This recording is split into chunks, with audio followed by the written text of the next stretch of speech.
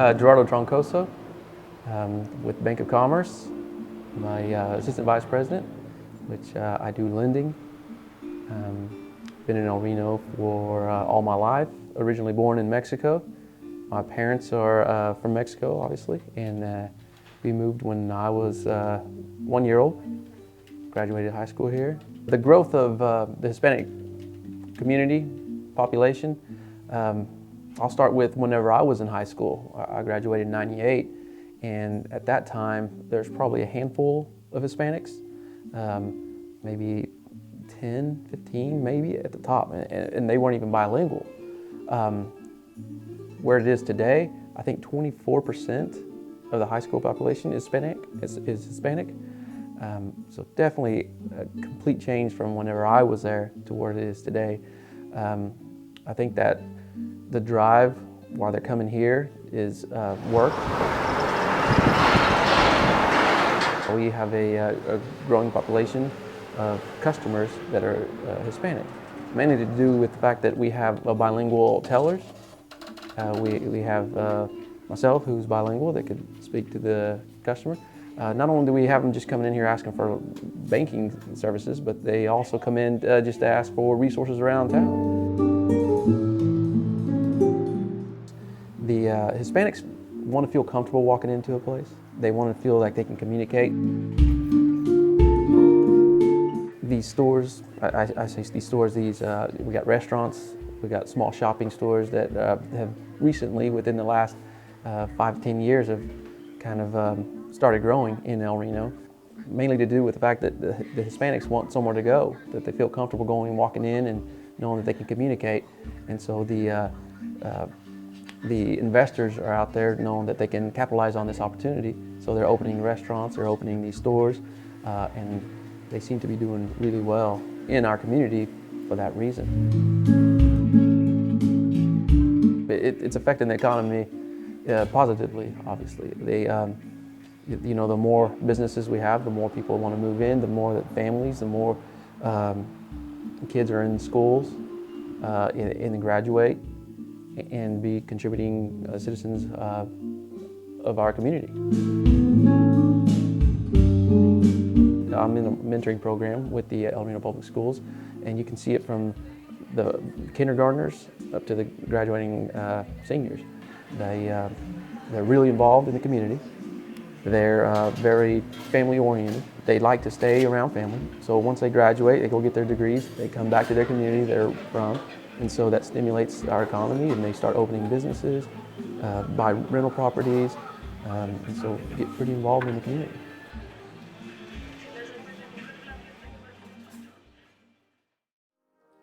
Falling in love with Jesus. Falling in love with Jesus. Falling in love with Jesus is the best thing I've ever done. Hello, I'm Inetha Vaughn. And I'm LaRue Vaughn. I've been here since 1988. I live here in El Reno, Oklahoma, pretty much all my life.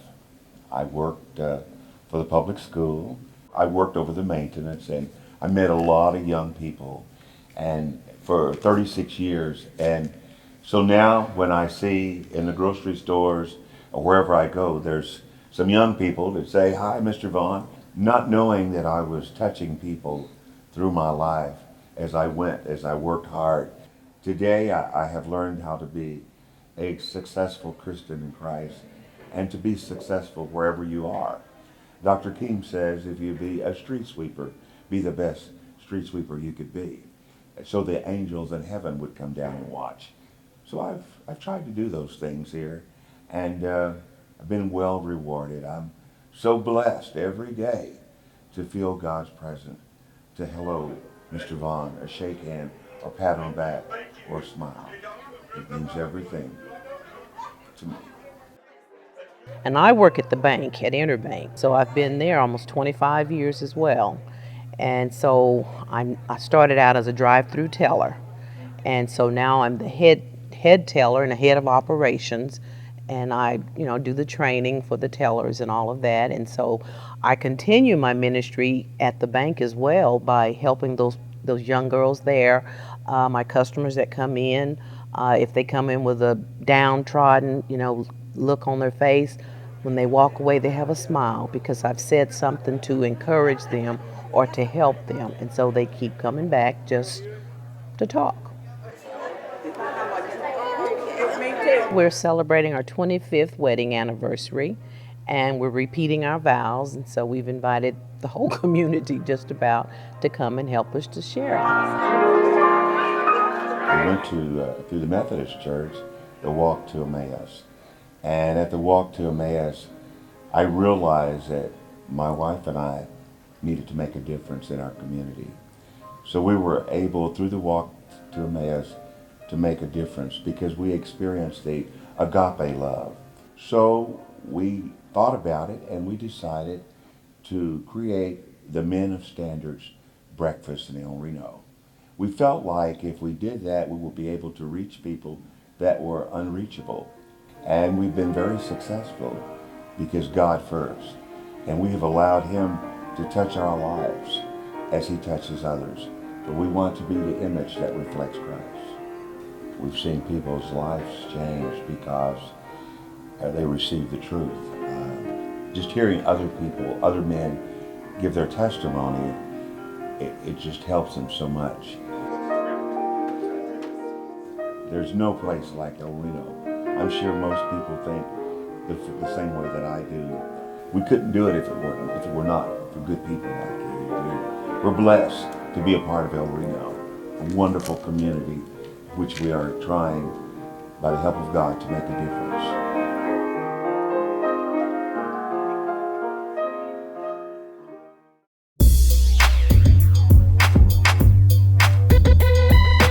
We've been painting on walls since the dawn of man. It's ultimately that, pigment, painting a cave painting. Medicine men, when they're doing a ceremony, from my tribe, the Navajo tribe, they'll create this sand painting for the sake of the ceremony, but after the ceremony's finished, they destroy it. So there's a different motive behind that. There's a whole different reason for that. There's a spiritual essence behind that creative process, and it's not for fame, it's not for celebrity, it's not for anything material. It's to be closer to the Creator, I think. My name's Stephen Grounds, and I'm Navajo, Uchee Creek, and Seminole tribes, and I'm a painter and a muralist. I've been in El Reno for a little over 2.5 years, and I came here because I got a job opportunity, and I've been here ever since. I think this was December 2012. I didn't know when I moved here that I would even leave a mark yet. I mean, that didn't happen until later. When I helped out with the mural off of Watts and those train tracks, that kind of stuff wasn't even, I didn't think I'd be painting here. I was living in Phoenix. So that's where a lot of the exposure to the street art and all that really got a hold of me, because I was around some of the greatest murals and the greatest artists, in my opinion. Tried to be a graphic designer at one point, and it was just like, I think this is more visceral, more organic whenever I paint with aerosol. That's my primary medium, although I've worked in acrylic paint, ink, gouache, just various other basic mediums. But I'd say that aerosol is probably the most exotic and fascinating for me, and I'll probably stick with that from here till whenever. I like the look in his eyes, and I like the dynamics of the lighting.